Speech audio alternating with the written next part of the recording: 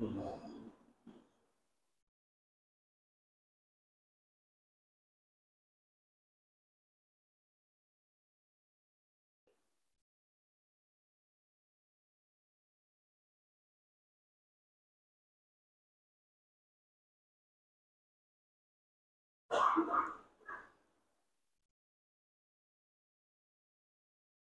لله وكفى وسلام على عباده الذين اصطفى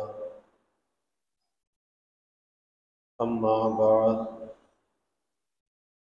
فأعوذ بالله من الشيطان الرجيم بسم الله الرحمن الرحيم يا أيها الذين آمنوا اتقوا الله وكونوا مع الصادقين رب اشرح لي صدري ويسر لي أمري واحلل عقدة من لساني يفقهوا قولي سبحانك لا علم لنا إلا ما علمتنا إنك أنت العليم الحكيم إن الله وملائكته يصلون على النبي يا أيها الذين آمنوا صلوا عليه وسلموا تسليما اللهم صل على محمد عبدك ورسولك وصل على المؤمنين والمؤمنات والمسلمين والمسلمات صدق الله العظيم وصدق رسوله النبي الكريم ونحن على ذلك لمن الشاهدين والشاكرين والحمد لله رب العالمين۔ اللہ رب العزت کا بے حد شکر اور احسان ہے، اللہ تعالیٰ کی تائید و نصرت شامل حال ہے۔ آج ہماری اعتکاف کی عشاء کے بعد کی یہ دوسری نشست ہے۔ گزشتہ کل پہلی نشست میں اعتکاف کی اہمیت پر، اعتکاف کی فضیلت پر اور اعتکاف کو کس طرح سے گزارا جائے اور اعتکاف عمل کیسا ہے اور یہ گھر کس کا ہے اور اس گھر میں آنے والے کون ہیں، ان تمام چیزوں پر گزشتہ کل بات ہوئی تھی کہ یہ اللہ کا گھر ہے اور اس گھر میں آنے والے اللہ کے مہمان ہیں، اور یہاں پر جو آنا ہوا ہے وہ اللہ کی توفیق سے ہوا ہے، یہ انتخاب ان کا ہے، ان کے چاہنے سے ہے۔ تو جب ان کا انتخاب ہے تو ہمیں اس کی قدر کرنی چاہیے کہ دنیا کے پرآشوب ماحول، پرفتن زمانے سے نکال کر ہم ایک پاکیزہ ماحول کے اندر اللہ نے پہنچا دیا۔ اب اس پاکیزہ ماحول کے اندر ہمیں اپنی اندر کی طہارت اور پاکیزگی کا اہتمام کرنا ہے۔ مجھے واقعہ یاد آیا، ہمارے شیخ حضرت مسیح الامت نور اللہ مرقدہ، ایک مرتبہ لاہور سے کراچی کا سفر تھا، تو روڑی اسٹیشن پر تھوڑی دیر کے لیے گاڑی رکی، 20 منٹ کا اسٹاپ ہوتا ہے۔ اسٹاپ تھوڑا سا اور بڑھوایا گیا، وہ آدھے گھنٹے کا ہو گیا۔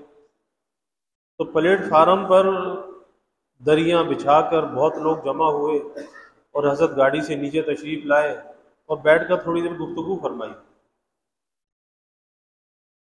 تو عجیب بات یہ فرمائی، بیٹھتے کے ساتھ یہ بات فرمائی، فرمایا کہ میں کتنا خوش قسمت ہوں کہ مجھے اتنے سارے اللہ والوں کی صحبت حاصل ہے۔ میں کتنا خوش قسمت ہوں کہ مجھے اتنے سارے اللہ والوں کی صحبت حاصل ہے۔ اور پھر فرمایا اب انتقال ذہنی کیسا ہے کہ یہ بات میں خالی ایسے ہی نہیں کہہ رہا، میرے پاس اس کی دلیل بھی موجود ہے، اور وہ دلیل یہ ہے کہ حدیث میں آتا ہے الجنس یمیل الی الجنس، کہ انسان کا جو میلان ہوتا ہے وہ ہم جنس کی طرف ہوتا ہے۔ تو فرمایا کہ تم جو یہاں پر چل کر آئے ہو تو تم مجھے اللہ والا سمجھ کر آئے ہو، لیکن قطع نظر اس سے کہ میں اللہ والا ہوں یا نہیں ہوں، اس بات کی تو تصدیق ہو گئی کہ آپ تو اللہ والے ہیں، کہ آپ کا میلان ایک اللہ والے کی طرف ہوا، ہم جنس کی طرف میلان ہوتا ہے۔ تو فرمایا کہ کتنا میں خوش قسمت ہوں کہ اتنے نیک لوگوں کی معیت اور صحبت حاصل ہے۔ تو ہمیں بھی یہی سمجھنا چاہیے کہ ہم کتنے خوش قسمت ہیں کہ اس رمضان کے مہینے میں دنیا کے ظلمت گدے سے اللہ نے ہم کو بچا کر ایک نورانی ماحول کے اندر اللہ نے بلا لیا، اور اتنے سارے نیک لوگوں کی، صالحین کی معیت ہمیں عطا فرما دی، اور یہ بہت بڑی نعمت ہے، اس پر شکر کرنا چاہیے کہ اللہ کے گھر میں رہ کر جس چیز کا سب سے زیادہ دھیان اور استحضار ہوتا ہے وہ اللہ کا دھیان اور استحضار ہوتا ہے۔ اور ظاہر ہے کہ اللہ والوں کو کیا چیز ممتاز بناتی ہے؟ اللہ والوں کو جو چیز ممتاز بناتی ہے وہ یہی چیز ہے کہ ان کے دل میں ہر آن، ہر لمحہ، ہر لحظہ اللہ کا استحضار رہتا ہے، غفلت نہیں ہوتی، استحضار ہوتا ہے۔ تو اس ماحول میں رہ کر اللہ نے اپنا استحضار بھی عطا فرما دیا، اور ایک نیک لوگوں کی، صالحین کی معیت بھی عطا فرما دی، تو بھائی بہت بڑی نعمت ہے، پہ شکر کرنا چاہیے۔ اور جیسے کل بھی میں عرض کر رہا تھا کہ یہاں پر آئے کس لیے ہیں؟ اعتکاف کی طبیعت کے شوق کو پورا کرنے کا نام نہیں ہے، کوئی بتانے اور جتانے کے لیے نہیں ہے کہ میں نے اعتکاف کیا تھا۔ یہاں آنے کا مقصد تو یہی ہے، وہ جو زندگی کا بوجھ، گناہوں کا بوجھ ہم پر ہے، اس گناہوں کو، بوجھ کو یہاں سے اتار پھینکیں، اللہ سے معافی مانگ لیں، اللہ سے رجوع کر لیں، اللہ سے صلح کر لیں، اللہ سے صلح کر لیں۔ اگر کہیں دو دوستوں کی بھی ناراضگی ہو جاتی ہے نا، تو زندگی میں بڑی مشکل سی آ جاتی ہے۔ دوست تھے، پھر آپس میں ناراضگی ہو گئی، وہ بھی بے چین ہے، وہ بھی بے چین ہے، پھر کسی نے کہا چلو بھائی آپس میں صلح کر لو، تو صلح ہو گئی، معافی تلافی ہو گئی۔ جب صلح ہوئی، معافی تلافی ہوئی، پھر وہی اندر محبتیں پیدا ہو گئی، دل کے اندر تسلی آ گئی، اطمینان آ گیا۔ تو جب ایک انسان جو اس کا دوست ہے، اسی جیسا ہے، اس کی ناراضگی کو گوارا نہیں کر سکتا، شوہر بیوی کے درمیان کو ناچاقی ہو جائے، دونوں کی زندگی متاثر ہو جاتی ہے، اس کو گوارا نہیں کر سکتے، اولاد اور والدین کے درمیان کوئی ناچاقی ہو جائے، اس ناچاقی کو برداشت نہیں کیا جاتا، زندگی بے چینی کا شکار ہو جاتی ہے۔ تو اسی طرح سے اللہ کو ناراض کر کے زندگی میں کبھی سکون آ سکتا ہے؟ اللہ کو ناراض کر کے زندگی میں کبھی سکون نہیں آ سکتا۔ اب اس کا راستہ کیا ہے؟ اس کا راستہ یہی ہے کہ زندگی کا سکون اگر ہم پانا چاہتے ہیں اور اپنی زندگی سے لطف اندوز ہونا چاہتے ہیں، اللہ کی نعمتوں سے لطف اندوز ہونا چاہتے ہیں، اس کا راستہ اور طریقہ یہی ہے کہ اللہ سے صلح کر لیں۔ اور اس صلح میں دیر کس کی جانب سے ہے؟ صلح میں دیر کس کی جانب سے ہے؟ اللہ کی جانب سے کوئی دیر نہیں ہے۔ اگر اس میں کوئی تاخیر ہو رہی ہے تو وہ تاخیر ہماری جانب سے ہے، اللہ کی جانب سے نہیں ہے۔ تو ظاہر ہے کہ ہمیں اپنے حصے کا کام تو کرنا چاہیے۔ آج ہوتا کیا ہے؟ آج ایک دھوکہ انسان کو لگ جاتا ہے، اور وہ دھوکہ یہ لگتا ہے کہ انسان کسی معجزات کی امید پر بیٹھا رہتا ہے، بس کوئی معجزہ ہوگا، شاید میرے پر لگ جائیں گے، اور پر لگیں گے تو اڑ کر مدینے پہنچ جاؤں گا،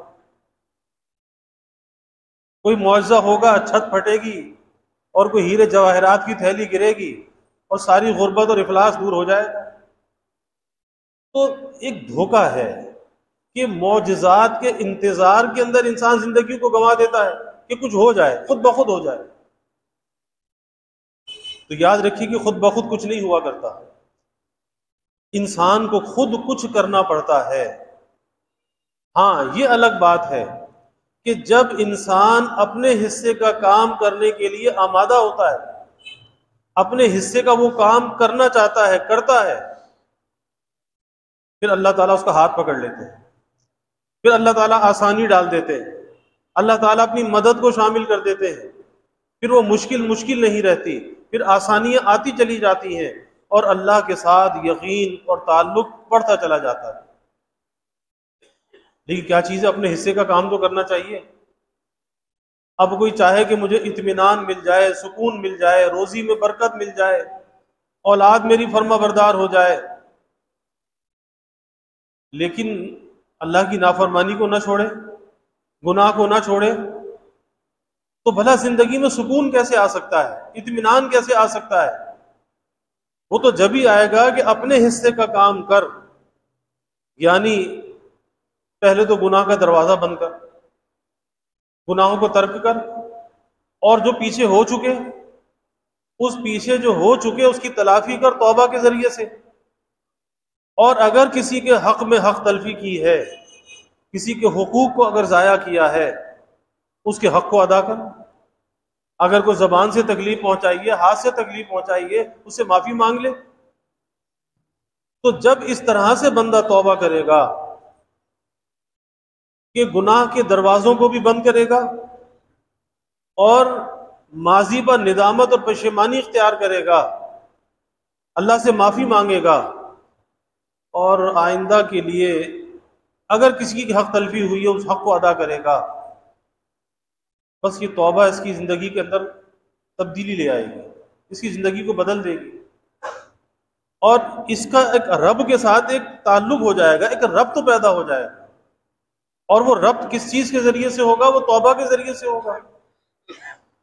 لیکن آج تو کیفیت یہ ہے کہ گناہوں کی لذت ایسی لگی ہے کہ آدمی سوچتا ہے کہ توبہ کروں یا نہ کروں، گناہ کو چھوڑوں یا نہ چھوڑوں، آج چھوڑوں یا کل چھوڑوں یا 10 سال کے بعد چھوڑوں۔ ارے بھائی، گناہ کوئی کرنے کا کام تو نہیں ہے، اور اس کے ترک کرنے میں سوچنے کی ضرورت نہیں ہے۔ بھلا گناہ کے ترک میں سوچنا کیسا؟ اگر سوچ رہا ہے کہ چھوڑوں یا نہ چھوڑوں، تو پتہ یہ چلا کہ اللہ کی محبت اور اللہ کی نعمتوں کی قدردانی دل میں نہیں ہے۔ اگر اللہ کی محبت دل میں ہوتی، اس کی نعمتوں کی قدردانی ہوتی، تو یہ تو سوچتا نہیں، بلکہ فوراً سے بیشتر یہ اللہ کے سامنے جا کر اپنے گناہوں پر معافی مانگ لیتا، گناہوں کو ترک کر دیتا۔ حضرت خواجہ صاحب رحمۃ اللہ علیہ نے ایک عجیب بات فرمائی، شاعر تھے نا، فرماتے توفیق توبہ کثرت عصیان سلب کی۔ یہ توبہ کا ٹالنا ہے نا، توبہ کا ٹالنا، اس پر یہ بات عرض کر رہا ہوں۔ فرماتے توفیق توبہ کثرت عصیان سلب کی، بحر گناہ کا اب کوئی ساحل نہیں رہا۔ یعنی انسان توبہ میں اگر تاخیر کر رہا ہے، اس تاخیر کا سبب یہ ہے کہ اس کے جو گناہ اتنے زیادہ ہیں، گناہوں میں انہماک اتنا زیادہ ہے کہ اللہ تعالیٰ نے توبہ کی توفیق کو سلب کر رکھا ہے۔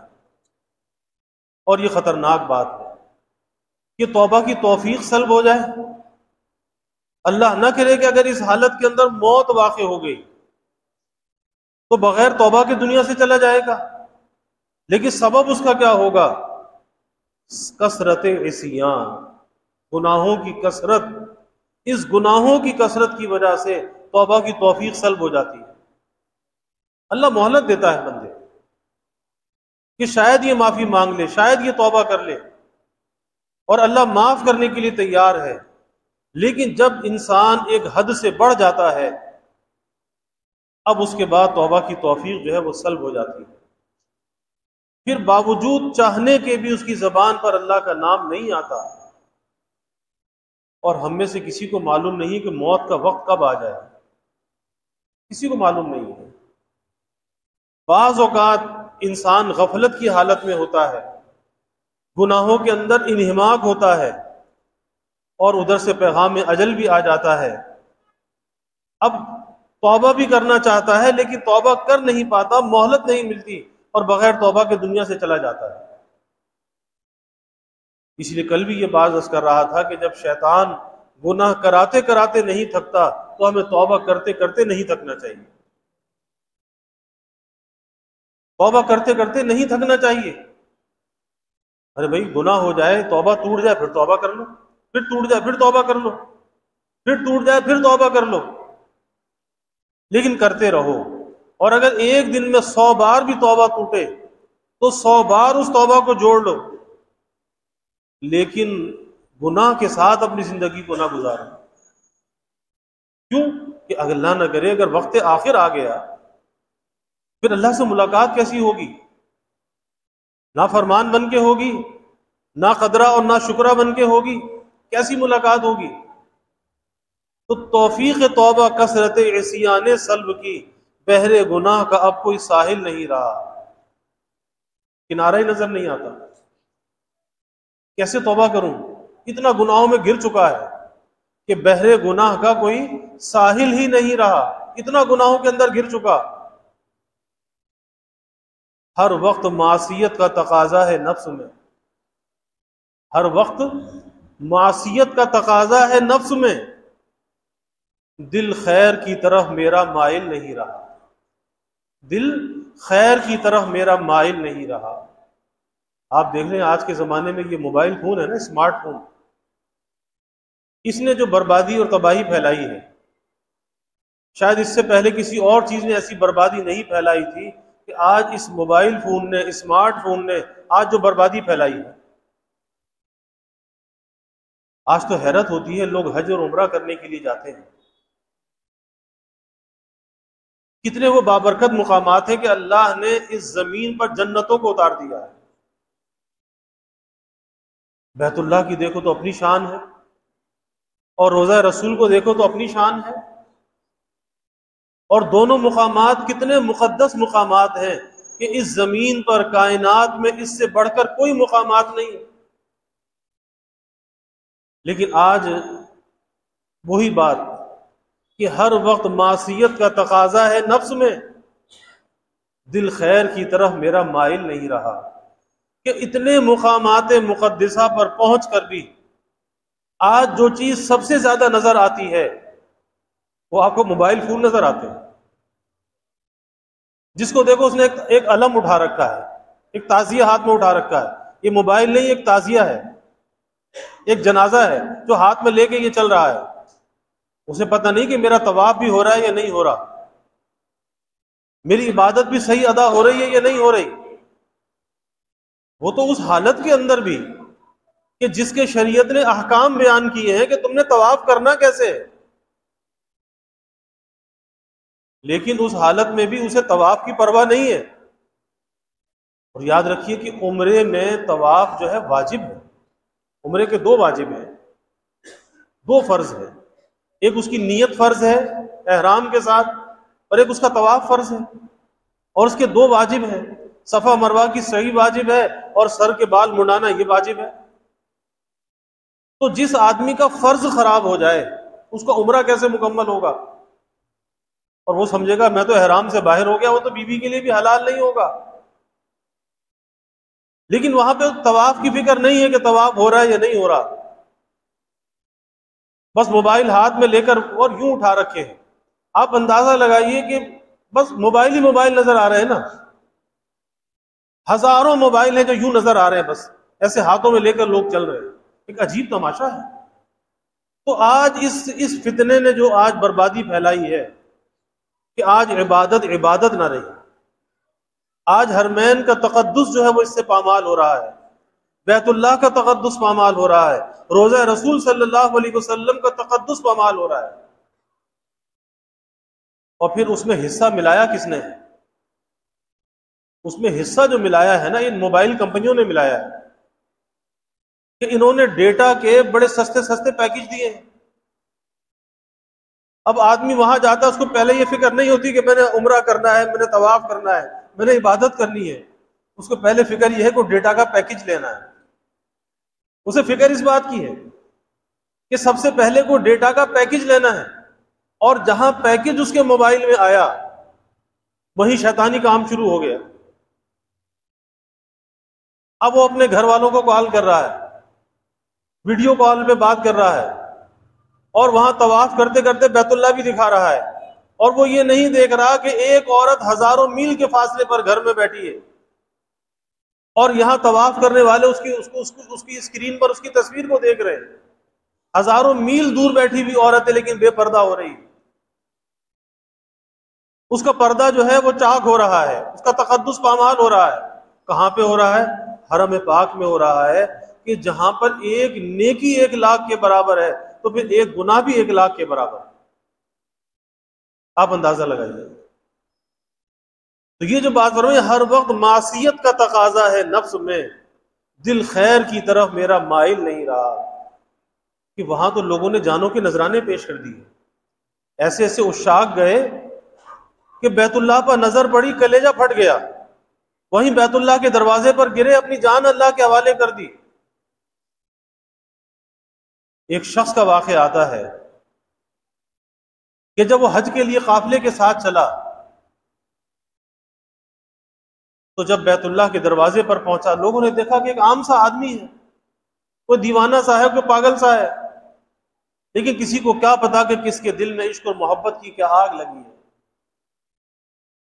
تو جب بیت اللہ کے دروازے پر پہنچا اور اسے پتہ چلا کہ کسی نے کہا کہ یہ اللہ کا گھر ہے، یہ بیت اللہ ہے، اس نے کہا کہ یا اللہ، جب کسی بڑے کے دربار میں حاضری ہوتی ہے تو وہ حاضری کوئی قربانی چاہتی ہے، اور میرے پاس تو سوائے میری جان کے کچھ بھی نہیں ہے، تو میں اپنی جان کی قربانی پیش کرتا ہوں۔ بس یہ کہنا تھا، گرا وہیں روح پرواز کر کے بیت اللہ کی چوکھٹ پہ اپنی جان دے دی۔ ایسے ایسے عشاق کے واقعات آتے ہیں کہ طبیعت سن کر حیران رہ جاتی ہے کہ ایسا بھی عشق و محبت ہوتا ہے۔ اور آج وہ کیفیت ہے کہ دل خیر کی طرف میرا مائل نہیں رہا، اور آج بھی یہی حالت ہے کہ کہیں کوئی دو آدمی لڑ رہے ہوں نا، بچانے والا کوئی نہیں ہوگا، تصویریں بنانے والے بہت ہوں گے۔ جس کو دیکھو موبائل نکال کے تصویریں بنانے لگے گا۔ ارے بھائی، ایک آدمی دو کے درمیان جھگڑا ہو رہا ہے تو اللہ کہتا ہے کہ تم ان کے درمیان صلح کرا دو، تم ان کی لڑائی کو ختم کرا دو، لیکن وہاں پہ لڑائی ختم کرنے والا کوئی نہیں ہے، وہاں پہ اس کی تصویر کشی کرنے والے بہت سے ہیں۔ ایک صاحب ابھی گئے، میں وہاں پر تھا تو مجھے اپنی تصویر بھیج رہے ہیں، تو میں نے تو سخت ڈانٹا، میں نے کہا یہاں پر تصویر کھینچنے کے لیے آئے ہو، تمہیں شرم نہیں آئی کہ تم اپنی تصویریں بھیج رہے ہو؟ تو یہ عمرہ ہے یا نمائش ہے؟ کیا ہے؟ ارے اللہ کے لیے عمرہ کرنے آئے ہو، آخرت کے جوتوں سے بچنے کے لیے آئے ہو، یا لوگوں کو بتانے کے لیے آئے ہو کہ میں عمرہ کرنے کے لیے آیا ہوں؟ میں نے سخت خبر لی اس بات پر کہ تصویریں آپ شیئر کرتے چلے جا رہے ہو، اور آج لوگوں کو اعمال کی وہاں پر جا کر فکر نہیں ہوتی، آج اس بات کی فکر ہوتی ہے کہ اپنا اسٹیٹس جو ہے اپڈیٹ کرنا ہے۔ آپ اندازہ لگائیے کیا چیز ہے، وہی دل خیر کی طرف میرا مائل نہیں رہا۔ عجیب، لوگوں نے سمجھا ہے کہ پتہ نہیں یہ کوئی حلال چیز ہے یا کیا ہے۔ ارے بھائی، تصویر کشی تو حرام ہے، کیسے انسان کا دل گوارا کرتا ہے اس چیز کو؟ میں یہ عرض کر رہا تھا کہ آج جو نقصان ہو رہا ہے اس موبائل فون کے ذریعے سے زیادہ نقصان ہو رہا ہے۔ یہی وجہ ہے کہ اعتکاف کے اندر جب اس کے استعمال پر پابندی ہے تو پھر اس کی برکات بھی سامنے ہے کہ آدمی اپنا وقت اللہ کے ذکر میں زیادہ گزار سکتا ہے۔ اور اگر آج سب کے ہاتھ میں موبائل فون ہو، ایک سپارہ کیا، ایک پاؤ بھی تلاوت نہیں کی جائے گی، اور سارا وقت موبائل میں کھیلتے کھیلتے گزار دیں گے۔ اور وہاں یہی ہوتا ہے کہ حرم پاک کے اندر بیٹھا ہوا ہے اور آن لائن جو ہے وہ لڈو کھیل رہا ہے، آن لائن لڈو کھیل رہا ہے، حرم پاک میں بیٹھا ہوا، اپنی آنکھوں سے دیکھا، حرم پاک میں بیٹھا ہوا ہے، موبائل میں کارٹون کھلے ہوئے ہیں۔ آپ اندازہ تو لگائیے کہ کہاں بیت اللہ اللہ کا گھر ہے۔ حدیث میں آتا ہے کہ 120 اللہ تعالیٰ کی تجلیات، کتنی؟ 120 اللہ کی تجلیات ہر آن، ہر لمحہ، ہر لحظہ بیت اللہ پر نازل ہوتی رہتی ہے، اور اس میں سے طواف کرنے والوں کو 60 تجلیات ملتی ہیں، طواف کرنے والوں کو 60 تجلیات ملتی ہیں، اور جو نماز پڑھ رہا ہے اسے 40 اللہ کی تجلیات ملتی ہیں، اور جو صرف بیٹھ کر بیت اللہ کی زیارت کر رہا ہے، بیٹھا ہوا ہے کچھ بھی نہیں کر رہا، اللہ کے گھر کو دیکھ رہا ہے، اور 20 اللہ کی تجلیات اسے مل رہی ہے۔ اور اللہ کی تو ایک تجلی بھی بہت بڑی بات ہے، 20 تجلیات صرف زیارت پر، لیکن وہ محروم کیسا محروم ہے کہ جو وہاں جا کر بیت اللہ پر جس کی نظر نہ پڑے، لیکن وہ اپنے موبائل پر بیٹھ کر لڈو کھیل رہا ہو، آپ اندازہ لگائیے اس سے بڑھ کر کون محروم ہو سکتا ہے۔ وہی بات توفیق توبہ کثرت عصیان سلب کی، توفیق توبہ کثرت عصیان سلب کی، کہ وہاں جا کر معافی کا فکر نہیں ہے، توبہ کا فکر نہیں ہے، لیکن گناہوں میں انہماک پھر بھی ہے، وقت کی بربادی پھر بھی ہے۔ آپ اندازہ لگائیے۔ تو آج اس موبائل فون کے ذریعے سے جو نقصان ہو رہا ہے، کسی اور چیز سے اتنا نقصان نہیں ہو رہا۔ اور یہ 10 دن کا جو تجربہ ہے نا، کہ 10 دن میں جو اس کے استعمال کو چھوڑنا، اس سے آدمی ہر اندازہ کر سکتا ہے، ہر آدمی اندازہ کر سکتا ہے کہ کیا اس کے بغیر زندگی نہیں گزر سکتی، اس کے بغیر بھی زندگی گزر سکتی ہے، اور بڑی اچھی زندگی گزر سکتی ہے، انتشار ذہنی سے بچ کر، خلفشار سے بچ کر زندگی گزر سکتی ہے، کیونکہ جتنا زیادہ اس کے اندر انہماک بڑھتا چلا جا رہا ہے، سب سے بڑا نقصان انسان کی حیا ختم ہو رہی ہے، اس کے اندر سے بے حیائی بڑھتی چلی جا رہی ہے اور حیا رخصت ہوتی چلی جا رہی ہے۔ یہی وجہ ہے کہ کسی کی بہن اور بیٹی کا جو تقدس ہے وہ ختم ہوتا چلا جا رہا ہے، ورنہ انسان پہلے کانپتا تھا، لرزتا تھا، کسی کی بہن اور بیٹی کی طرف نگاہ اٹھا کر نہیں دیکھ سکتا تھا، اور آج ایسے ہوس کے پجاری ہیں، شہوت کے پجاری ہیں، کہ آج بہن اور بیٹی کے تقدس کی کوئی اہمیت نہیں، اور یہ کوئی کھیل تماشا نہیں ہے، یہ مکافات عمل ہے، کہ آج اگر کسی کی بہن اور بیٹی پر نظر رکھے گا، کل تیری بہن اور بیٹی بھی محفوظ نہیں رہے گی، یہ مکافات عمل ہے، اس سے ڈرنا چاہیے۔ اور اس زمانے کے اندر میں عرض کیا کرتا ہوں کہ یہ موبائل فون ایک برا ساتھی ہے، برا ساتھی ہے، اس کی ضرورت میں کلام نہیں، لیکن اس کا کام کتنا ہے؟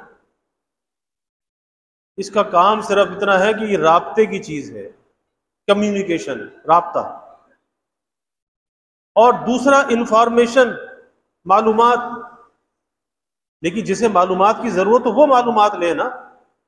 یہاں تو اس کا استعمال بے حیائی کے اندر ہو رہا ہے، گندی فلمیں اور گندے ڈرامے دیکھنے میں ہو رہا ہے، گندی ویڈیوز دیکھنے کے اندر ہو رہا ہے، فحش تصاویر دیکھنے کے اندر ہو رہا ہے، کیونکہ دنیا جہاں کی بے حیائی اور فحاشی آج اس اسکرین کے اوپر موجود ہے، اس لیے کہتے ہیں نا دنیا ایک گلوبل ویلیج بن گئی ہے، اور دنیا سمٹ اتنی گئی ہے کہ انسان کی ہتھیلی کے اوپر دنیا آ گئی ہے۔ تو بات تو صحیح ہے کہ اس چیز نے ساری دنیا کی بے حیائی کو سمیٹ کر انسان کی ہتھیلی پر جمع کر دیا ہے۔ یہی وجہ ہے کہ خلوتیں ناپاک ہیں، تنہائیاں ناپاک ہیں۔ آج خلوت میں کوئی پاس نہیں ہے، لیکن ایک یہ چھوٹا سا آلہ ہے، اتنا سا موبائل فون ہے، آج یہ خلوت میں انسان کے پاس ہے، اس کی وجہ سے آج خلوتیں بھی ناپاک ہیں۔ سوچتا ہے کہ مجھے کوئی نہیں دیکھ رہا، کوئی نہیں دیکھ رہا، بس میں ہوں اور میرا یہ موبائل فون ہے۔ تو بھائی کوئی نہیں دیکھ رہا، پیدا کرنے والا رب تو دیکھ رہا ہے، تو کیسے بھول گیا؟ اللہ نے تو ہمیں بیدار کیا، الم یعلم بان اللہ یرا، اللہ کہتا ہے کہ انسان نہیں جانتا کہ اللہ دیکھ رہا ہے، اور یہ کہتا ہے مجھے کوئی نہیں دیکھ رہا، تو دھوکے کے اندر مبتلا ہے۔ اس لیے جو اس کا جتنا کام ہے اتنا تو انسان کو استعمال کرنا چاہیے، لیکن اس سے زیادہ اس کا استعمال پھر انسان کی روحانی اور باطنی اور ایمانی بربادی کا ذریعہ ہے۔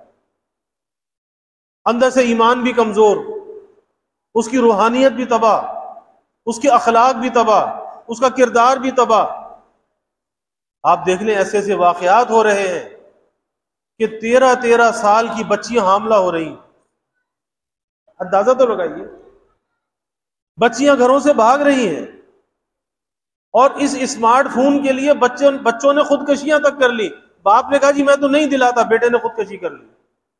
اب اندازہ لگائیے کتنی بڑی بربادی کی چیز ہے. اور پھر جو کچھ انسان دیکھ رہا ہے، آج چھوٹے چھوٹے بچوں کو بھی پکڑا دیتے ہیں نا، اور یہ ایک نشہ بنتا چلا جا رہا ہے. نشہ، لوگ اس کے ایڈکٹ ہوتے چلے جا رہے ہیں. یہ سائبر ایڈکشن ہے اور اس پر اب ریسرچ ہو رہی ہے، اور ریسرچ ہونے کے بعد اس کے جو نقصانات سامنے آئے، ان نقصانات کو اگر انسان سوچے تو اتنی بڑی بربادی ہے. پتہ چلتا ہے کہ ساری خرابیاں اسی سے ہیں. سائبر ایڈکشن جو ہے، اس کی وجہ سے جو خرابیاں پیدا ہو رہی ہیں، نفسیاتی مسائل پیدا ہو رہے ہیں، سیکس کے مسائل پیدا ہو رہے ہیں، خودکشی کی شرح بڑھ رہی ہے، لوگوں کی یادداشت برباد ہو رہی ہے. بے شمار ایسی خرابیاں ہیں. ازدواجی تعلقات کے اندر کشیدگی آ رہی ہے، طلاق کی شرح بڑھ رہی ہے. ساری ریسرچ کے بعد، تحقیق کے بعد یہ ساری باتیں اب آتی چلی جا رہی ہیں کہ اس کے نقصانات کتنے ہیں. لوگ سمجھتے ہیں پتہ نہیں کوئی کھانے پینے کی چیز ہے کہ جس کے بغیر پیٹ نہیں بھرے گا. تو ہمیں یہ سوچنا چاہیے. بات اس پر عرض کر رہا ہوں کہ ہر وقت معصیت کا تقاضا ہے نفس میں، اور دل خیر کی طرف میرا مائل نہیں رہا. کہ مسجد میں ہے، نماز کا سلام پھرا ہے، ابھی زبان پر کوئی دعا کے کلمات نہیں آئے، کوئی تسبیح زبان پر نہیں آئی، لیکن موبائل سب سے پہلے جیب سے نکال لی. اب اندازہ تو لگائیے کہ پھر نماز میں تیرا دھیان کہاں پر تھا؟ اللہ کی طرف تھا یا تیرے موبائل میں تھا؟ کہاں پر دھیان تھا؟ تو نے نماز پڑھی تو کیسی پڑھی؟ وہی بات کہ ہر وقت معصیت کا تقاضا ہے نفس میں. یہ نفس کی لذت ہے نا. کس لیے آدمی یہ کام کرتا ہے؟ کیا اس کے کرنے سے اللہ راضی ہوتا ہے؟ نفس کی لذت کے لیے، نفس کے مزے کے لیے. اس کے علاوہ کوئی اور مقصد نہیں ہے. کہ ایسی دوستی، ایسا تعلق جو انسان کی عبادت میں رکاوٹ بن جائے. کہ نماز پڑھتے پڑھتے دوست کو میسج، اور نماز پڑھ کر دوست کا میسج، تو بیچ میں نماز کیسی ہوگی؟ تو جو تعلق، جو دوستی اللہ کے تعلق میں رکاوٹ بن جائے، وہ واجب الترک ہوتی ہے، پھر اسے ترک کر دینا چاہیے. اللہ کا تعلق مقدم ہے، اللہ کی عبادت اور اس کا حق مقدم ہے. یہ سب بات کی چیزیں ہیں، اور جو اس میں رکاوٹ بن جائے پھر اس چیز کو ترک کر دینا چاہیے. اور آج یہی ہو رہا ہے کہ دوستی کی فکر زیادہ ہے لیکن نماز کی فکر نہیں ہے. اپنی وضع خطا کو سنوارنے کی فکر نہیں ہے، لیکن دوستیاں نبھانے کی فکر ہے کہ بس دوست اور دوستی چلتی رہے، چاہے اللہ کا تعلق ہو یا نہ ہو. پھر آگے خواجہ صاحب فرماتے ہیں، پڑھنے لگا ہے اب تو فرائض میں بھی خلل. وہی نا کثرت عصیان سے، نافرمانی سے کیا ہوتا ہے؟ پڑھنے لگا ہے اب تو فرائض میں بھی خلل. یہی نہیں کہ شوق نوافل نہیں رہا، یعنی ایک تو نوافل کا شوق جاتا رہے، نہیں، اب تو رونا اس بات کا ہے کہ فرائض میں خلل آنے لگا ہے. فرائض کی اہمیت دل سے نکل گئی ہے. پھر آگے فرماتے ہیں کہ پہلی سی فکر جائز و ناجائز اب نہیں. پہلی سی فکر جائز و ناجائز اب نہیں، حفظ حدود و پاس مسائل نہیں رہا. آج کے زمانے کا انسان یہ چاہتا ہے مال مل جائے، ترقی مل جائے، دولت مل جائے، شہرت مل جائے، عزت مل جائے. کہاں سے ملے؟ جیسے بھی مل جائے. ارے بھائی حلال راستے سے ہو یا نہ ہو، نہیں، کہیں سے بھی مل جائے. تو وہی بات ہے، پہلی سی فکر جائز و ناجائز اب نہیں، حفظ حدود و پاس مسائل نہیں رہا. کہ شریعت سے پوچھ کر اپنے کاموں کو انجام دے، اب اس کی بھی پرواہ نہیں ہے. کہتے ہیں ہمارا ذاتی کام ہے، ذاتی کام ہے، ہم جیسے چاہے کام کریں، جیسے چاہے نوکری کریں، جیسے چاہے تجارت کریں. تو یاد رکھیے کہ غفلت کی بات ہے، غفلت کی بات ہے. اس لیے اس کا حل ایک ہی ہے، اس تنہائی میں بیٹھ کر اپنے آپ کو دیکھنا چاہیے اور یہ جو ہماری زندگی کی کتاب ہے نا، قبل اس کے کہ وہاں وہ زندگی کی کتاب تھمائی جائے گی، وہ رجسٹر تھمایا جائے گا، تو آج ہم اس کی کچھ ورق گردانی کر لیں، کچھ ماضی کے ورق پلٹ کر دیکھ لیں کہ ہماری کتاب میں لکھا ہوا کیا ہے۔ سب کچھ اچھا لکھا ہوا نہیں ہے، اور ہم سب کو معلوم ہے کہ کیا لکھا ہوا ہے، اس لیے کسی دھوکے میں نہیں رہنا چاہیے۔ اس کا آسان سا حل یہی ہے کہ بھائی اپنی خطاؤں کا اقرار کر کے سب سے پہلا کام گناہوں کا دروازہ بند کرنا ہے۔ یا اللہ میں نے گناہوں کو چھوڑ دیا، یا اللہ میں نے گناہوں کو چھوڑ دیا، اور آئندہ کے لیے وعدہ ہے، اللہ آئندہ اس کے پاس نہیں جاؤں گا، اس گناہ کے قریب نہیں جاؤں گا، اور جو ہو چکے اس پر معافی ہے کہ یا اللہ معاف کر دے، یا اللہ معاف کر دے۔ اور اگر حقوق میں کوئی کوتاہی کی ہے، حقوق دو قسم کے ہیں، ایک اللہ کا حق جو بندوں کے ذمے ہے، اور ایک بندوں کا حق جو بندوں کے ذمے ہے۔ اگر اللہ کے حق میں کوئی کوتاہی کی ہے اس کو لکھو، سوچو، کوئی نمازیں قضا کی ہیں، کوئی روزے چھوڑے ہیں، کوئی زکوٰۃ فرض تھی زکوٰۃ ادا نہیں کی، حج فرض تھا حج ادا نہیں کیا، اب اسے لکھو کہ میرے ذمے کیا کیا فرائض اور واجبات میرے ذمے باقی ہیں، اور پھر اسے ادا کرنے کی کوشش کرو، اسے ادا کرنا شروع کر دو۔ قضا نمازیں ہیں تو پڑھنا شروع کر دو، کیونکہ توبہ سے اس قضا کا گناہ تو معاف ہوتا ہے، لیکن توبہ سے نماز معاف نہیں ہوتی۔ اس لیے مجدد تھانوی رحمۃ اللہ علیہ فرماتے تھے کہ توبہ سے حقوق معاف نہیں ہوتے، ذنوب معاف ہو جاتے ہیں۔ توبہ سے ذنوب تو معاف ہوتے ہیں لیکن حقوق معاف نہیں ہوتے، حق تو ادا کرنا پڑے گا۔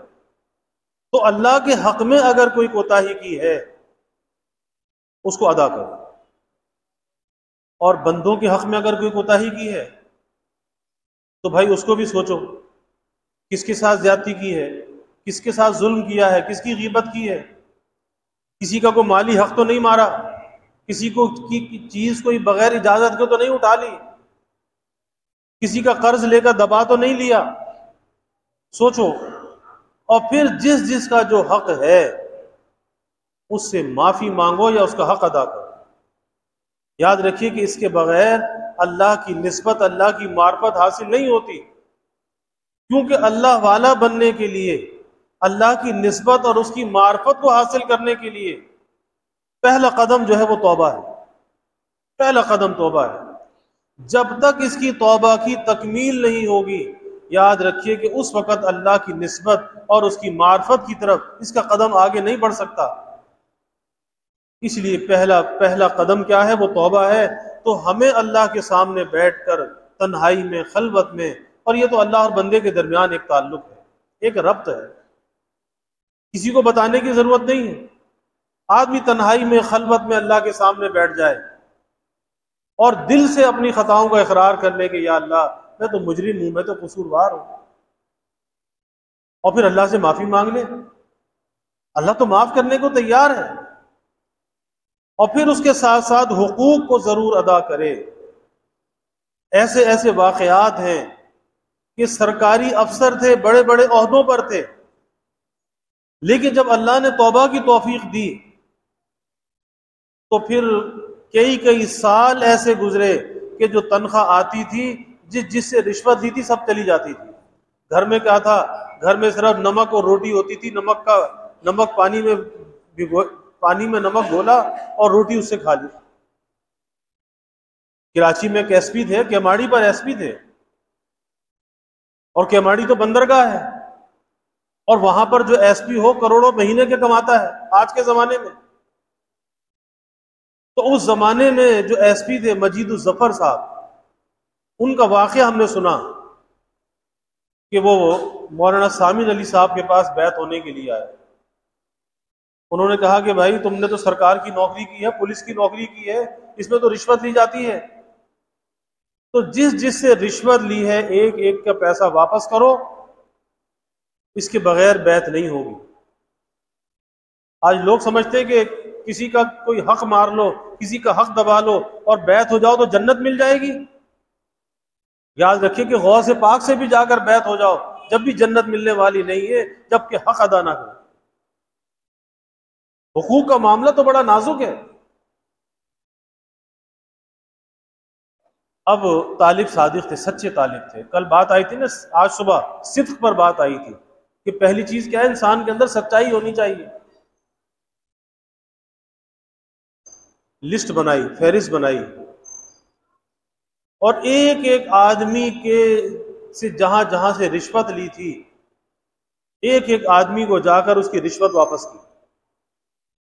اور ان کے واقعات میں آتا ہے کہ کئی سال ایسے گزرے کہ گھر میں ان کے بچوں نے آم کے موسم میں آم کی شکل نہیں دیکھی، جبکہ آم کا سیزن آتا ہے۔ ہمارے یہاں تو بڑا وافر آم ہوتا ہے، ہر غریب سے غریب گھر کے اندر بھی آم ہوتا ہے، لیکن کئی سال ایسے گزرے کہ ایس پی صاحب کے گھر میں ان کے بچوں نے آم کی شکل نہیں دیکھی، بس نمک پانی میں گھول لیتے تھے اور روٹی سے نمک روٹی لگا کر اور وہ کھا لیتے تھے۔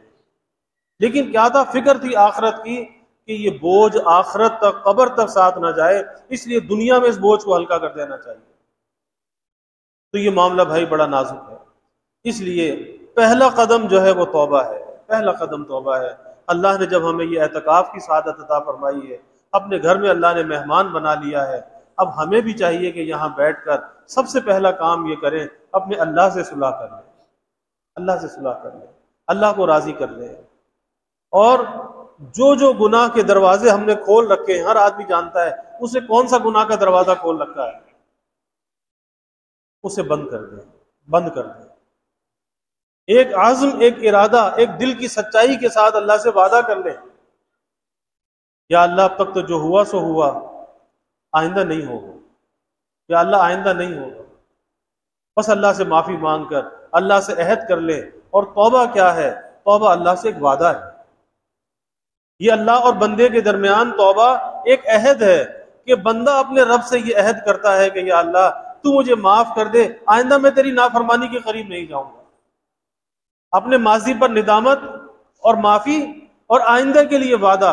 تو توبہ ایک وعدہ ہے جو اللہ اور بندے کے درمیان ہے۔ یہ ایگریمنٹ کس کے درمیان ہے؟ اللہ اور بندے کے درمیان ہے۔ تو اس کی پھر پاسداری بھی کرنی چاہیے کہ بھائی میں نے اللہ سے عہد کر لیا ہے، اب میں نے اللہ کے عہد کو نہیں توڑنا، اب میں نے اپنے نفس کی خواہش کو توڑنا ہے، اپنی شہوت اور لذت کو توڑنا ہے، لیکن اللہ سے کیے گئے عہد کو میں نے نہیں توڑنا۔ اور جب بندہ سچی توبہ کر لیتا ہے نا، اللہ کا ولی بن جاتا ہے، اللہ کا دوست بن جاتا ہے۔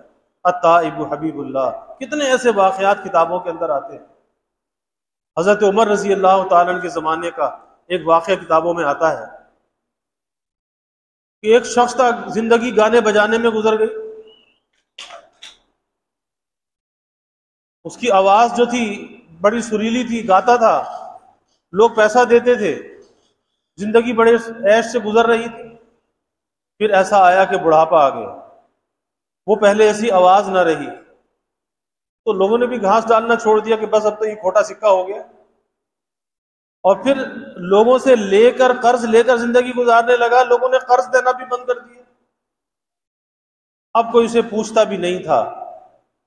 مدینہ طیبہ تھا، ایک دن بڑھاپے کی حالت میں، فاقے کی حالت میں، روتا روتا بقیع کے قبرستان میں آ گیا،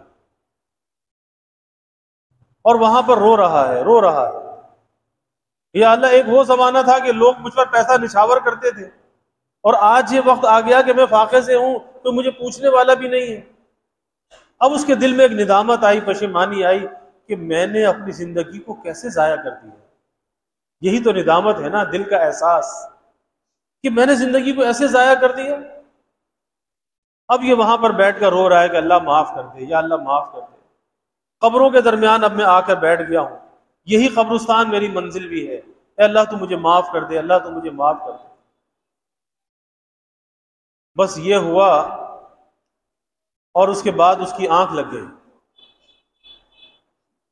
جب وہ بیدار ہوا تو دیکھا کہ ایک شخص سر کے اوپر کوئی تھال رکھے ہوئے چلا آ رہا ہے۔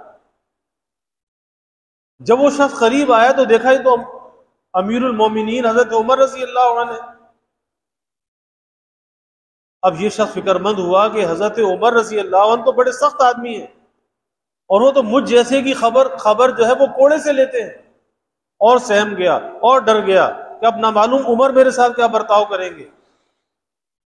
حضرت عمر رضی اللہ عنہ اس کے پاس سے ہو کر آگے گزر گئے، پھر کوئی شخص نہ ملا تو لوٹ کر اس کے پاس آئے اور آ کر اس کے سامنے وہ تھال اتار کر رکھا تو وہ کھانے کا ایک پورا خوان تھا، اور کہا کہ بھائی کھانا کھا لو۔ اس نے کہا جی امیر المومنین آپ اور میرے لیے کھانا لے کر آئے؟ کہا کہ ہاں، آج دوپہر کو جب میں سویا قیلولے کے لیے لیٹا تو خواب میں مجھے اللہ تعالیٰ کی زیارت ہوئی، اور اللہ نے فرمایا کہ عمر وہ قبرستان میں ہمارا ایک پیارا ہے، اس نے ہم سے توبہ کی ہے، وہ ہمارا پیارا ہے، جاؤ وہ بھوکا ہے، جا کر اسے کھانا کھلاؤ۔ تو میں نے اپنی اہلیہ سے کہا کہ بھئی گھر میں جو کھانا ہے وہ دے دو۔ میری اہلیہ نے یہ کھانا مجھے دیا، تو میں نے کہا کہ جب وہ اللہ کا دوست وہاں پر موجود ہے تو اللہ کے دوست کے لیے کھانا ہاتھ میں اٹھا کر نہیں لے جاؤں گا، میں سر پہ رکھ کر لے جاؤں گا، تو اپنے سر پر رکھ کر میں تمہارے لیے کھانا لایا۔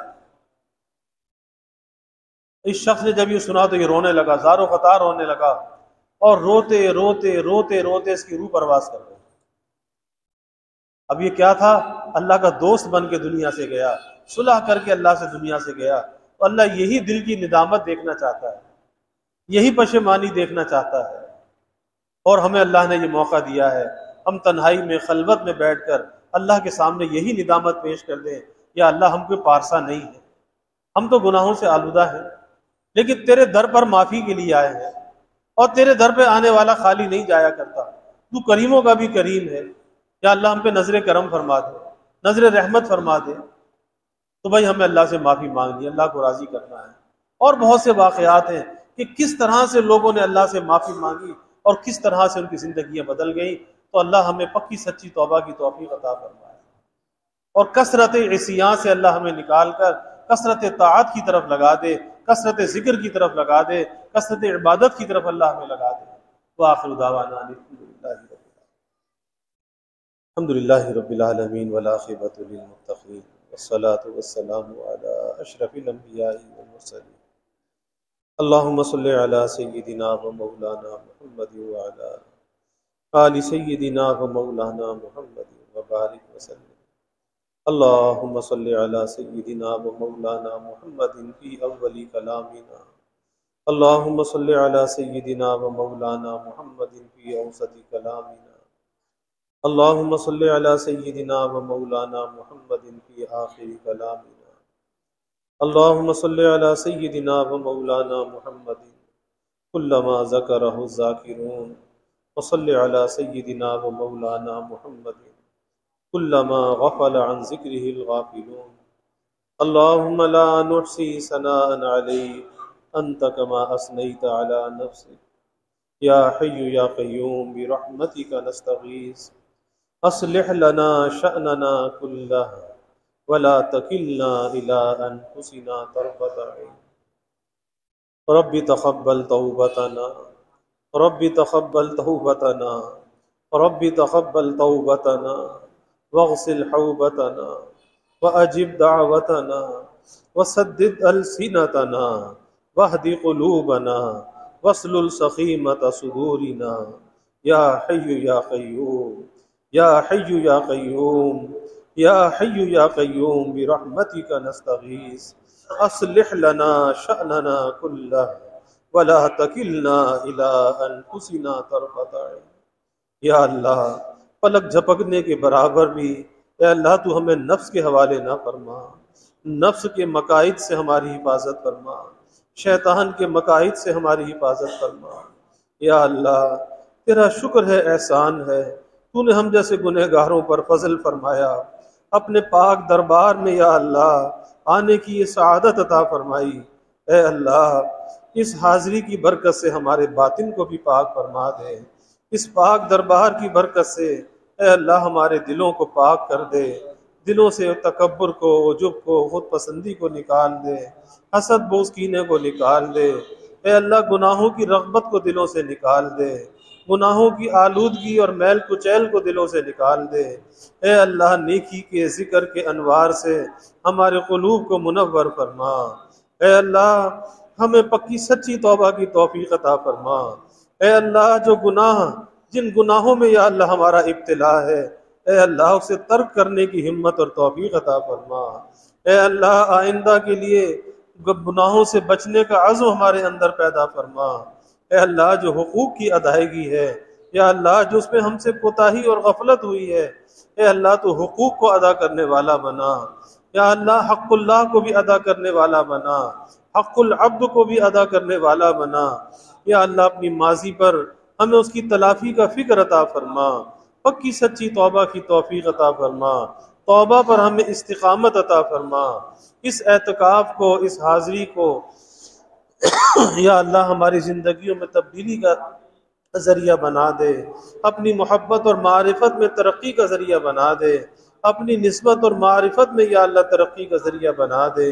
اے اللہ اپنا دھن اور دھیان نصیب فرما، اپنی یاد میں لگنا آسان فرما، اپنی یاد سے دلوں کو آباد فرما، اغیار سے دلوں کو خالی فرما، اپنی محبت اور معرفت سے دلوں کو لبریز فرما، نیکی اور تقوی والی زندگی عطا فرما۔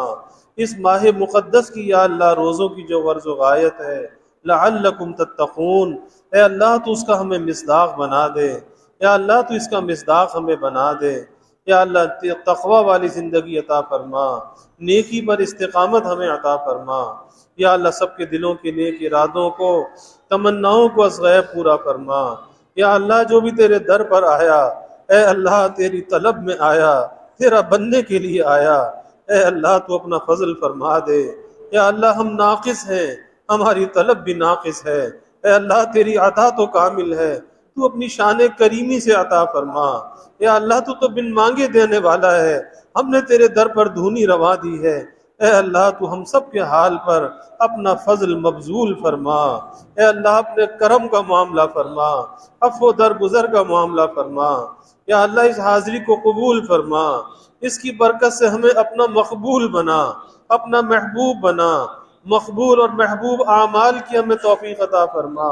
یا اللہ سب کے گھروں میں چین، سکون، عافیت، راحت عطا فرما، سب کی اولادوں کو نیک صالح بنا، گھروں میں محبت الفت پیدا فرما، نفرت کو، عداوت کو یا اللہ دور فرما، بڑوں کا اکرام کرنے والا بنا، چھوٹوں پر شفقت کرنے والا بنا، خلق خدا سے محبت کرنے والا بنا، خلق خدا سے درگزر کرنے والا بنا، اچھے اخلاق کا حامل بنا، اچھی گفتار کا حامل بنا۔ یا اللہ برے اخلاق سے، برے کردار سے، بری گفتار سے ہماری حفاظت فرما۔